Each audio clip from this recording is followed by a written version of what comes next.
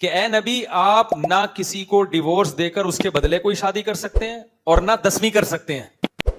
آگے الفاظ دیکھو, وَلَوْ أَعْجَبَكَ حُسْنُهُنَّ, اگرچہ کسی عورت کا حسن آپ کو کتنا ہی متاثر کیوں نہ کرے. نہیں آئی بات سمجھ میں؟ اس کا مطلب بھائی کسی کے حسن سے متاثر ہونے کا امکان پیغمبر میں بھی بولو تھا.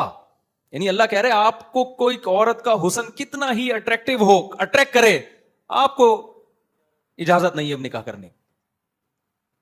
تو اب مجھے ایک بات بتاؤ, یہ اسلام کا حسن ہے, کیونکہ نبی صلی اللہ علیہ وسلم کے بارے میں جب اسلام نے کہا نا بشر ہیں, انسان ہیں, تو پھر تمام انسانوں والے لوازمات کے ساتھ انسان مانا ہے. السلام علیکم سامعین, ہمارے چینل کو سبسکرائب کریں تاکہ ہر نئی آنے والی ویڈیو آپ تک پہنچ سکے. تو جو ہے ہر شخص کی چاہت ہے, دولت بھی چاہت ہے. اسی طرح ہر شخص, ایک دفعہ ایک کوئی صوفی سا طالب علم تھا, بہت نیک نا, ہمارے مدرسے میں تسبیح کرتا رہتا, دعائیں مانگتا رہتا, ایسا لگتا تھا اس سے بڑی نیک نا, پرہیزگار تھا. تو ہمارے استاذ نے دیکھا کہ یار اس کی جاب بھی لگ گئی ہے, تو اس کی شادی وادی کرا دیتے ہیں. اس سے پوچھا کہ کوئی آپ کو رشتہ وشتہ تو نہیں چاہیے؟ تو اس نے کہا اگر کرا دیں تو کائنڈلی, بڑی اچھی بات ہوگی. تو انہوں نے کہا کہ کس ٹائپ کا رشتہ؟ تو کان میں آ کے بولتا ہے خوبصورت سی ہو کوئی. کیا ہو؟ خوبصورت سی ہو. گھننے نہیں ہوتے گھننے. پھر کہنے لگا یہ میری بری خواہش تو نہیں ہے, کہ گناہ تو نہیں ملے گا مجھے اس پہ؟ تھا بڑا پرہیزگار سا نا, گناہ تو نہیں ملے گا؟ ہمارے استاذ نے کہا نہیں کوئی گناہ نہیں ملے گا, آپ یہ نیچرل ہے, یہ سب کی خواہش ہوتی ہے. خواہش ہوتی ہے, میں ہوتا نا میں کہتا اس سے کہ خواہش تو ہے لیکن اس ڈیزائن پہ آپ کو ملے گی نہیں. خواہش رکھنے پر گورنمنٹ کی طرف سے, کیونکہ اس کے اپنی ڈیزائننگ کو اتنی اچھی نہیں تھی, بڑی آڑا ترشا سا تھا, کسی کو پتہ نہیں چلے گا کس کی بات ہو رہی ہے, پرانا قصہ ہو گیا. تو اس کا اپنا ڈیزائن کیا تھا, تھوڑا سا الائنمنٹ کی ضرورت تھی, اس میں کچھ سیٹنگ کی ضرورت تھی. تو لیکن ہر شخص کی خواہش کیا ہوتی ہے؟ خوبصورت. تو یہ نیچرل ہے, اس میں کوئی زیادہ فنٹر بنے کہ نہیں ایکچولی کیا رکھا ہے حسن میں. بے بھائی پھر کیوں دیکھتے ہو جا کے, کیوں عشق معاشقے ہو رہے ہیں؟ دیکھو قرآن کی دو نا, پتہ ہے میں نے جب قرآن کا ترجمہ پڑھنا شروع کیا نا, جب میں مولوی بننے کے لیے, عالم بننے کے لیے مدرسے میں نہیں تھا, میں اس وقت سے قرآن ترجمے سے میں نے پڑھنا شروع کر دیا تھا. میں میٹرک میں ہوں گا یا 9th کلاس میں ہوں گا, مجھے شوق تھا کہ یار قرآن کو پڑھوں, ہے کیا اس میں. تو جو چیز مجھے سب سے زیادہ اپیل کی نا قرآن کی, جس چیز نے, وہ ہے کہ قرآن گراؤنڈ ریئلٹی کی بات کرتا ہے, نیچر کی بات کرتا ہے, عقل سے اوپر کی باتیں نہیں کرتا. آپ مذہبی, بعض مذہبی لوگوں کی تقریریں سنو, لگتا ہے پتہ نہیں کوئی ان لاجیکل سی باتیں ہو رہی ہیں جس کو پریکٹیکل لائف میں کرنا ممکن نہیں ہے.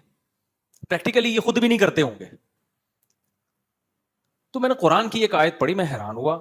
قرآن کہہ رہا ہے, اللہ تعالیٰ نے نا اپنے نبی صلی اللہ علیہ وسلم کی ازواج کو اللہ نے حکم دیا, نبی کو حکم دیا کہ آپ کے ساتھ غربت میں آپ کی ازواج کا گزارا مشکل ہو رہا ہے.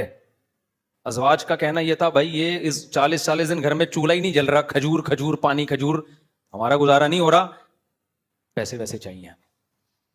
سمجھ رہے ہو, نان نفقہ بڑھا دیں. اب محمد صلی اللہ علیہ وسلم اللہ کے آخری نبی ہیں. اللہ چاہتے تھے کہ آپ کی زندگی میں عیش و عشرت نہ ہو, کیونکہ لاسٹ میسنجر آف گاڈ ہے.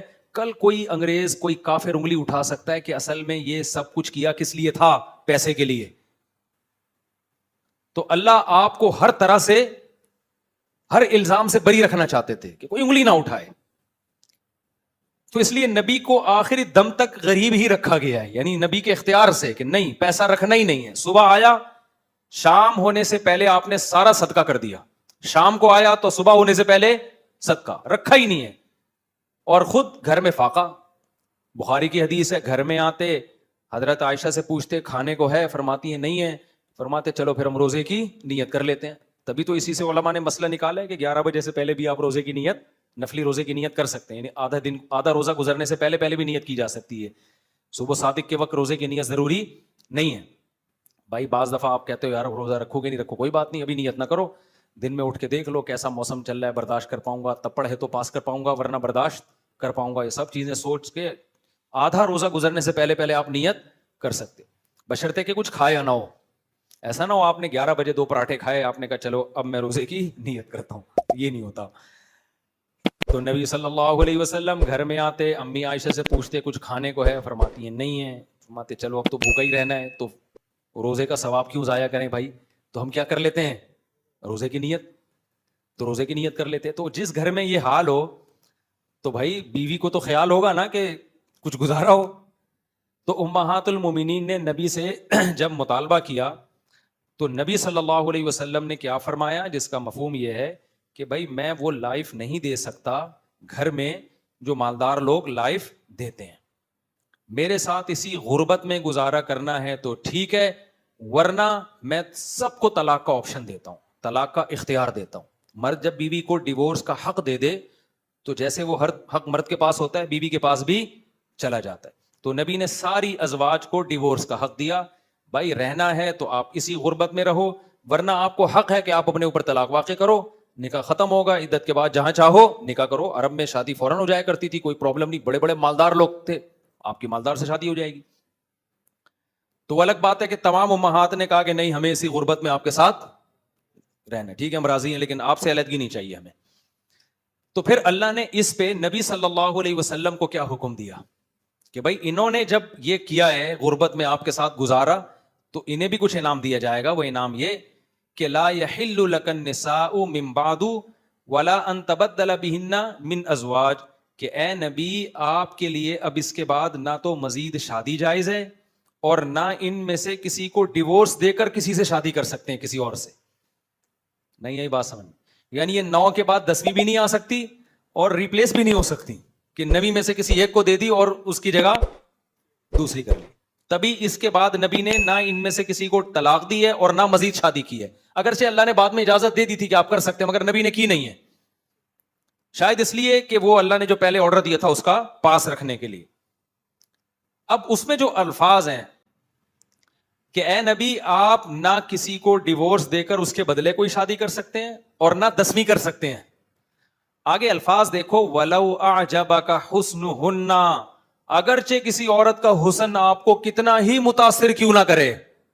نہیں آئی بات سمجھ میں, اس کا مطلب بھائی کسی کے حسن سے متاثر ہونے کا امکان پیغمبر میں بھی بولو تھا.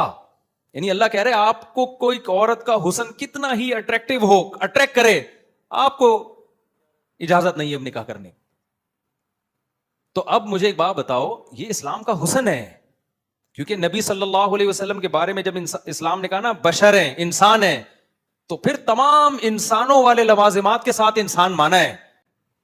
آج ہوتا کیا ہے, کسی کو پیر و مرشد مان لو, یہ پیر صاحب انسان ہے, تو انسان تو ہیں تو پھر کیا ہیں یہ بھائی, یہ پہنچی ہوئی سرکار ہے. کہاں پہنچے ہوئے ہیں, بہت بڑی چیز ہے, آپ نہیں پہنچ پاؤ گے, آپ وہاں تک نہیں پہنچ پاؤ.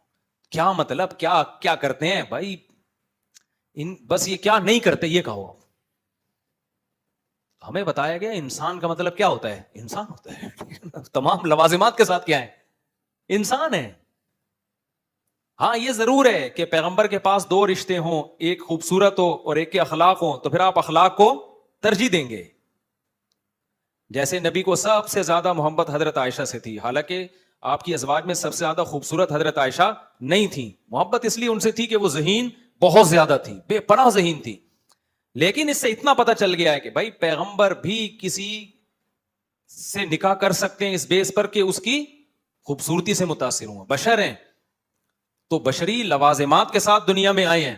دیکھو ایک بار اسی طرح امہات المومنین سے آپ صلی اللہ علیہ وسلم کا کچھ گھر میں جیسے میاں بیوی کا ہوتا ہے نا, کچھ اونچ نیچ ایسے ہوئی, آپ اتنے ناراض ہوئے, آپ نے فرمایا اللہ کی قسم 1 مہینہ نہیں آؤں گا میں گھر میں, 1 مہینہ گھر میں نہیں آؤں. یہ ناراضی ہوئی. یہ سارے واقعات پیغمبر کی سیرت میں کیوں ملتے ہیں, ہمیں بھی سیکھنے کو ملتا ہے.